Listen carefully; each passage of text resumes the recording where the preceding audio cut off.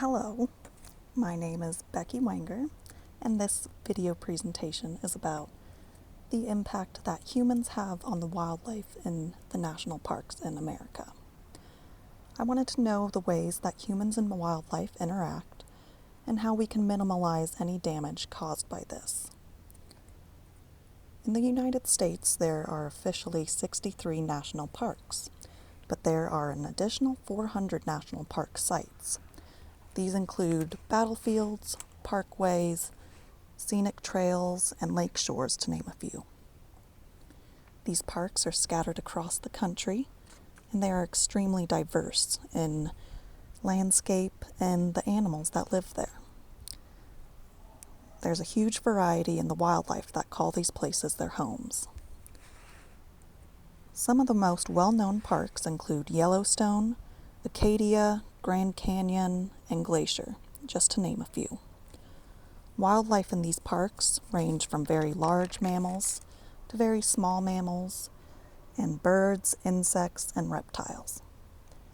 Whatever their size, it's best to keep your distance. Sometimes this isn't always possible. Say if an animal approaches you, but it's the human's responsibility to back away and maintain that distance. The three biggest impacts that humans have on the wildlife are through physical interaction, diseases that can be transmitted by humans or pets, and the pollution in the wildlife's habitat and diet. Physical interaction between humans and wildlife can be dangerous for both parties involved. People should never approach wildlife. That's one of the main rules in the parks.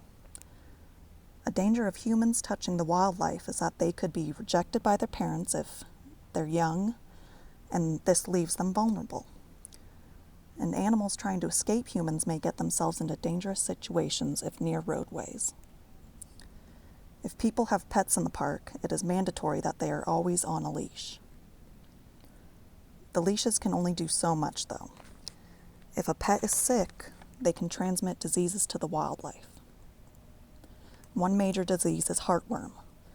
Dogs and cats can transmit this to animals in the feline and canine families such as foxes, wolves, coyotes, bobcats, and mountain lions.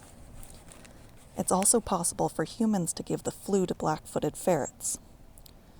On the other hand, the wildlife can infect humans and animals with rabies. The best solution is to keep pets leashed and up to date on their vaccinations. Pollution is the final major impact that humans cause to wildlife. Air pollution from cars, trash, and leftover food all greatly impact the wildlife and decrease their quality of life. When the wildlife becomes used to eating human food or garbage, they are not getting proper nourishment. The wildlife can also become food conditioned or aggressive. In some cases, these animals must be euthanized by park rangers. Overall, the best thing to do for the wildlife in national parks is to leave them alone and keep the wildlife wild. This will ensure that the animals in national parks in the United States can remain safe and healthy.